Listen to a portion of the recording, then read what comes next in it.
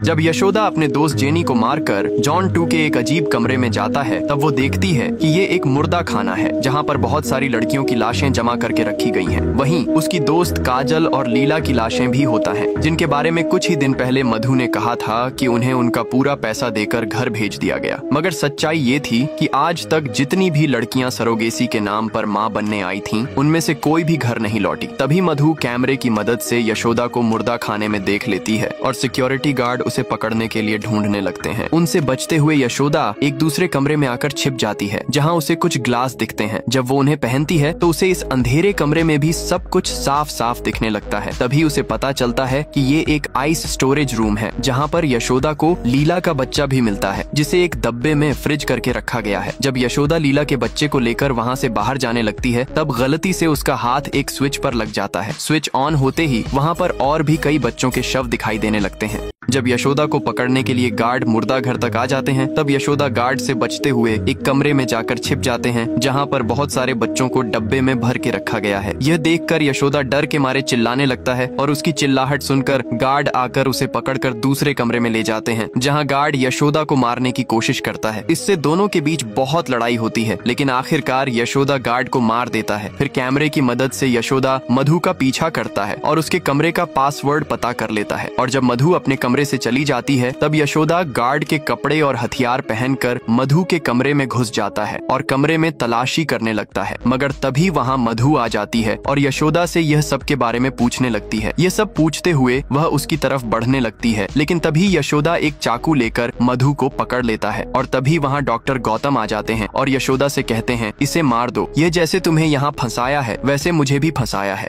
ये एक इंसान के रूप में शैतान है और जैसे तुम यहाँ आकर फंसी हो वैसे मैं भी इसके हाथ में फंसी हूँ। फिर गौतम यशोदा को सारी सच्चाई बताने के लिए तैयार हो जाते हैं और यशोदा को बातों में उलझाकर उसकी हाथ से चाकू ले लेते हैं और उसी के गले में पकड़ लेता है। फिर वह जोर जोर से हंसते हुए कहते हैं कि वह उसे किस तरह से मारेगा। गौतम यशोदा के गले में एक छोटा सा खरोच देखकर उसे एक कुर्सी पर बांध देते हैं और मधु कहती है, क्या यशोदा, प्रेगनेंसी में क्या कोई इतना स्ट्रेस लेता है? अगर तुम्हारे बच्चे को कुछ हो जाता तो? इसके बाद मधु यशोदा को अपनी बैक स्टोरी बताने लगती है। वह बताती है कि सालों पहले गौतम और वह एक ही कॉलेज में पढ़ते थे, जहां एक दिन सीएम उनके कॉलेज में चीफ गेस्ट के तौर पर आई थी। वहां एक ब्यूटी कंपटीशन हो रहा था, जहां मंत्री और मधु के बीच लड़कियों की ब्यूटी को लेकर बहस हो जाती है।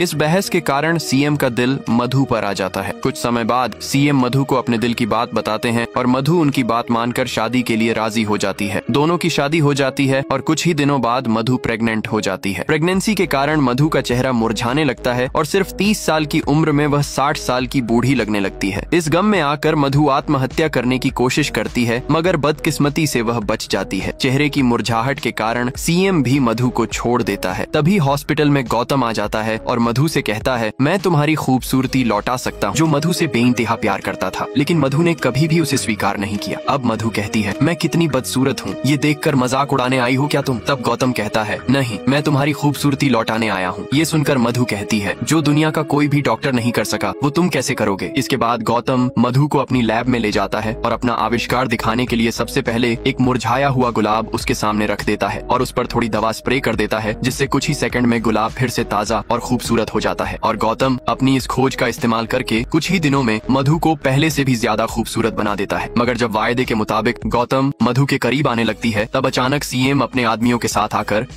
तभी अचानक सीएम अपने साथियों के साथ आकर गौतम को मारने लगता है। इसके बाद सीएम और मधु फिर से एक हो जाते हैं, मगर तभी गौतम सीएम के आदमियों को बुरी तरह से मारने लगता है और सारे गुंडों को खत्म कर देता है। इसके बाद वो सीएम और मधु से कहता है, तुम लोगों को जितनी भी मस्ती करनी है कर लो, क्योंकि 6 महीने बाद तुम फिर से पहले जैसे हो जाओगे। ये सुनकर मधु एक बार फिर गौतम की तरफ हो जाती है, क्योंकि सिर्फ वही है जो उसे जिंदगी भर खूबसूरत बनाए रख सकता है। लेकिन तभी सीएम गौतम की बातें सुनकर एक चाल चलता है। वो कहता है, अंते ही अपने आदमियों को रोक देती है और गौतम से कहती है, हम तीनों मिलकर एक ब्यूटी सीरम का बिजनेस करेंगे। इसके बाद गौतम उनका साथ दे देता है और तीनों इस बिजनेस में हाथ मिला लेते हैं। ये सारी बातें सुनकर यशोदा की होश उड़ जाती है। इसके बाद मधु वहाँ से चली जाती है और एक हॉल में जाकर दूसरे देश के लोगों को अपनी प्रोडक्ट के बारे में बताती है। वो कहती है, ये सीरम सिर्फ उन लड़कियों के पेट में पल रहे बच्चों से बनाया जा सकता है जिनके शरीर में कभी भी सूरज की रोशनी नहीं पड़ी। हम लोग इस प्रोडक्ट को बनाने के लिए गरीब लड़कियों को पैसों की लालच देकर प्रेग्नेंट बनाते हैं और फिर उन्हें और उनके बच्चों, क्योंकि अब तक गौतम और मधु मिलकर हजारों बेकसूर लड़कियों और उनके बच्चों को मार चुके हैं। तभी मधु गौतम से कहती है, तुम इसे संभालो, मेरा अभी मीटिंग का टाइम हो गया है। इसके बाद मधु एक हॉल में जाती है जहाँ पर दुनिया भर के कई बड़े बिजनेसमैन लाइव मीटिंग में जुड़े होते हैं। वहाँ मधु बताती है कि वो अपनी ब्यूटी प्रोडक्ट कैसे बनाती है जिनमें प्रेग्नेंट लड़कियों के बच्चों का इस्तेमाल किया जाता है। अगले पार्ट के लिए सब्सक्राइब करें।